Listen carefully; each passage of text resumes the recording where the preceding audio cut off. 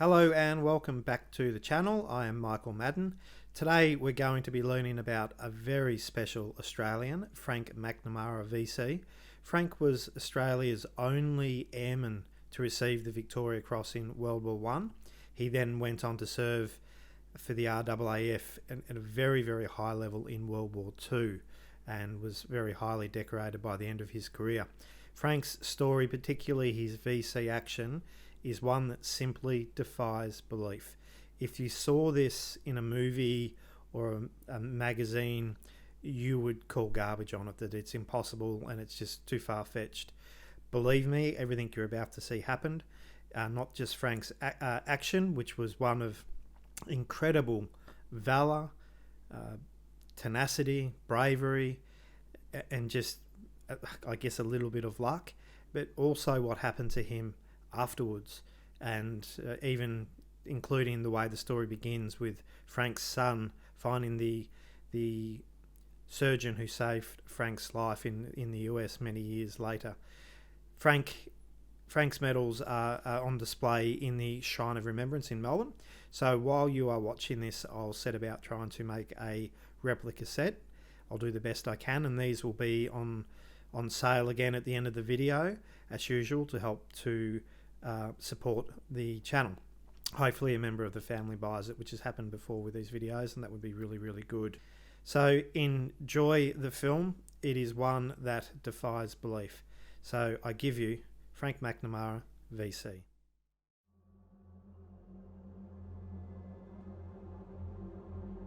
Dr. William MacDonald was at home in Boston in 1965 when the phone rang. He answered to hear a man with a British accent on the other end of the line. "Is that Dr. MacDonald?" the man asked. "It is. How can I help you?" "You're Dr. MacDonald, formerly Captain MacDonald of the Royal Army Medical Corps." "Yes," the doctor replied, adjusting his glasses. "Who is this?" "You served with the Australians in Palestine during World War I." Dr. MacDonald paused. "Who is this?" After a moment, the man said, "You don't know me, sir, but I would like to buy you dinner." The doctor blinked and said, "I beg your pardon?" "Dinner. I'd like to take you out to dinner if I may." "Whatever for? What are you on about?" "My name is Robert McNamara," said the caller. "I wouldn't exist had you not acted so swiftly to save my father. I owe you dinner." William MacDonald's breath caught in his chest, the pieces coming together.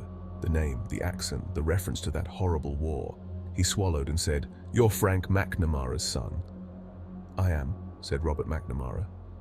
"You saved my father's life. What about dinner?" William let out a huge laugh. "Dinner it is."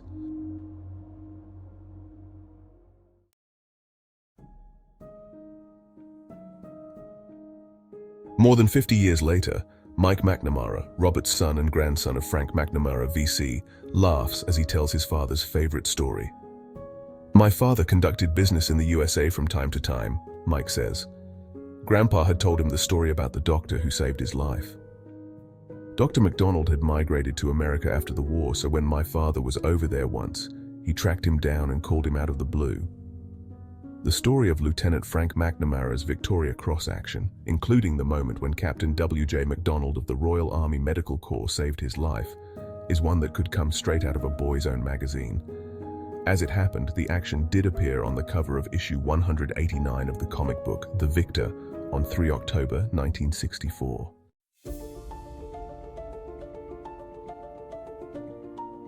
Francis Hubert, or Frank McNamara, was born on 4 April 1894 at Rushworth in Victoria. Frank, the son of William and Rosanna McNamara, was educated at the Rushworth Local School and then Shepperton Agricultural High School. While still at school, he joined the senior cadets and carried out garrison duty at Queenscliff and Point Nepean when war broke out in 1914. He attended Officers Training School at Broadmeadows, Victoria in December 1914. Frank earned a teaching diploma in 1915 and became a temporary teacher at 4 different schools until August, when he was selected for the military aeronautics course at Point Cook Flying School. He graduated as a pilot in October and was posted to Numbered 1 Squadron, Australian Flying Corps, Melbourne. Although his squadron headed for Egypt in January 1916, McNamara travelled to England and became attached to Number 42 Squadron, Royal Flying Corps, in May. He qualified as an instructor and rejoined the No. 1 Squadron in Egypt later that year.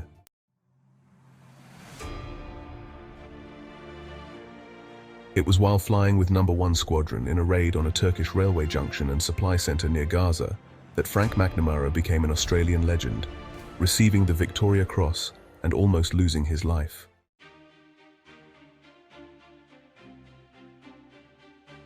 On 20 March 1917, Lieutenant Frank McNamara was flying a single-seat Martinsyde airplane. He was part of a 4-aircraft raid near Gaza, armed with specially modified 4.5-inch howitzer shells. McNamara had successfully released 4 bombs when the 5th exploded prematurely. His leg was badly wounded by shrapnel, and he was losing blood fast. Frank turned to head back to base, holding his head out of the side of the aircraft and into the wind to stop himself from passing out.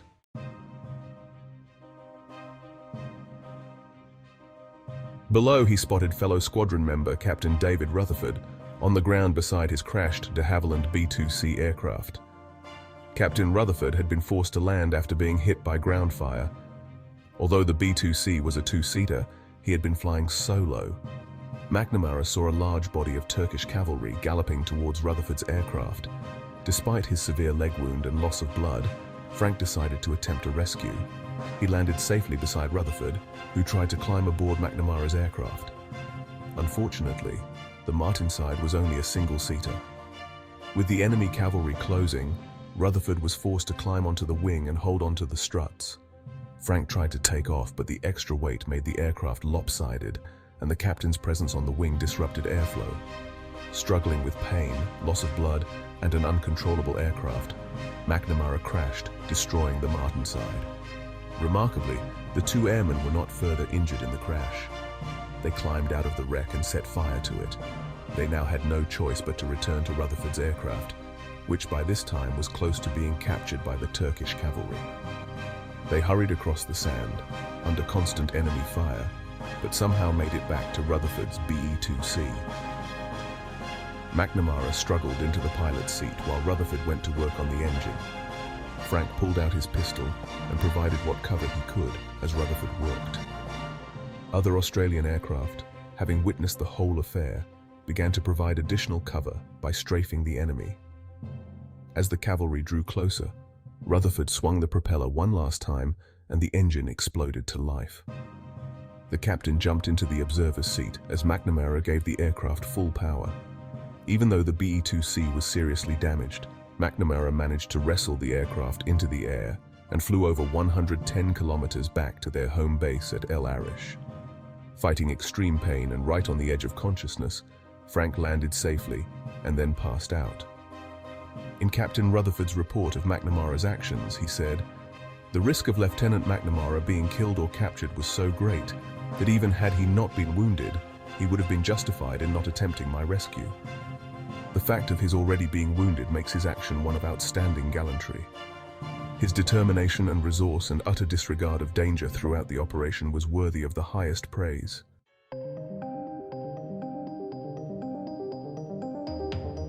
Although he was taken straight to hospital, Frank McNamara's problems had only just begun.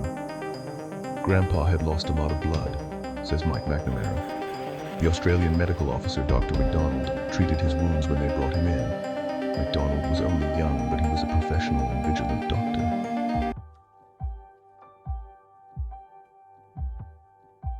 After Dr. McDonald had treated Frank's shrapnel wounds and given him the required anti-tetanus injection, he moved on to work in another ward.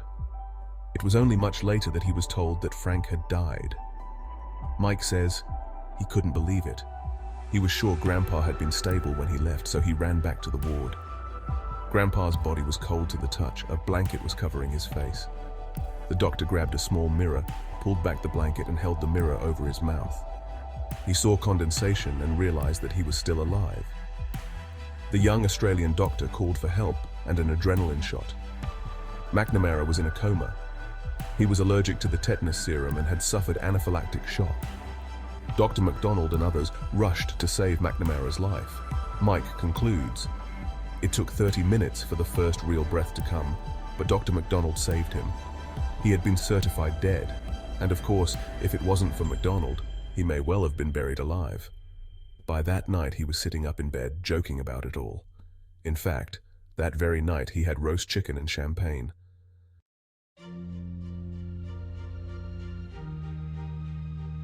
McNamara's decoration was announced in the London Gazette on 8 June 1917.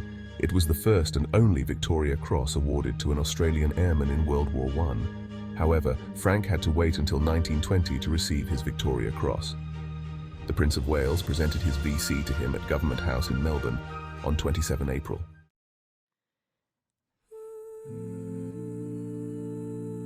In April 1917, McNamara was promoted to flight commander and then to captain, but was invalided to Australia in September.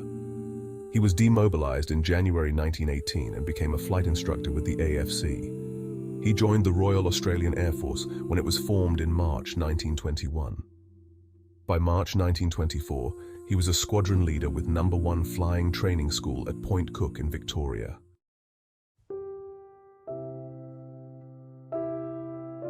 Grandson Mike recalls how his grandparents got together.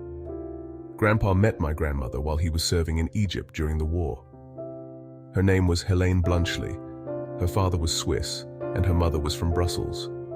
Granny was born in Cairo, and during the Great War, her father kept an open house for the Allied troops.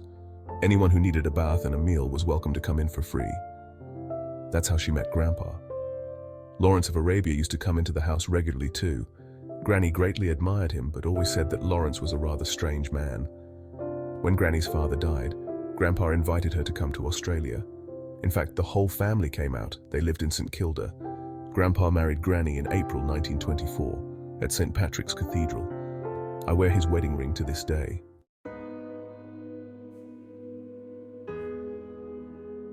Over the next few years, McNamara was the commanding officer first at Point Cook and then at Laverton Air Base. It was at Laverton in 1934 that McNamara welcomed the pilots and planes that had successfully competed in the prestigious Mildenhall, UK to Melbourne Air Race. The race was won by the de Havilland Comet Grosvenor House. In 1937, as a group captain, McNamara was sent to the United Kingdom to attend the Imperial Defence College. The following year, he was posted at Australia House as the Australian Air Liaison Officer to the Air Ministry. When the world fell into war once more, he was promoted to Air Commodore commanding the RAAF in London, before serving as Air Officer commanding to Allied forces in Aden. In 1942, he reached the rank of Air Vice Marshal. Frank was appointed Commander of the Order of the British Empire, CBE, in 1938, and was made a Companion of the Order of the Bath, CB, in 1945. In that same year, he and Helene welcomed their daughter Anne into the world.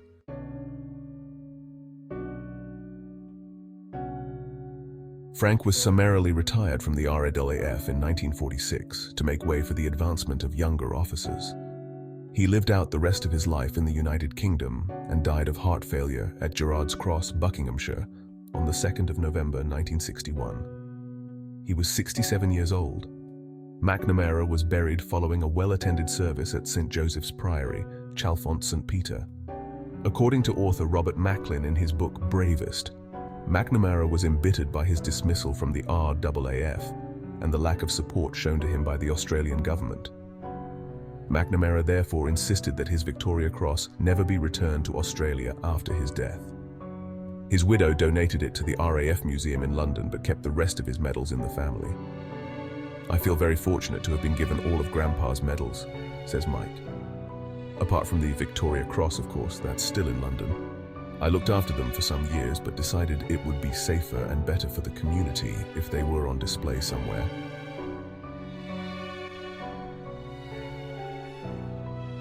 In October 2017, Mike McNamara loaned his grandfather's medals to the Shrine of Remembrance in Melbourne, where they remain on public display. There is also the Frank McNamara Park in Shepparton, Victoria, and the Kedron Wavell RSL in Brisbane has a room named after him. The Army Aviation Centre in Oakey, Queensland has the Frank McNamara VC Club set aside for its members. On the 20th of March 2017, on the 100th anniversary of the act of gallantry for which he was awarded the VC, a bust of Frank McNamara was unveiled by the family in the presence of Air Marshal Leo Davies, AO CSC, in the town of Rushworth, Victoria, McNamara's birthplace. In 2017, the Australian Air Task Group base in the Middle East renamed their compound the Frank McNamara VC compound in honour of Frank.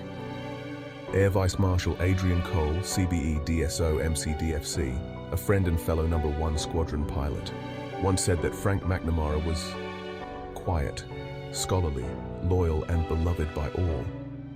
The last officer for whom that high honour would have been predicted.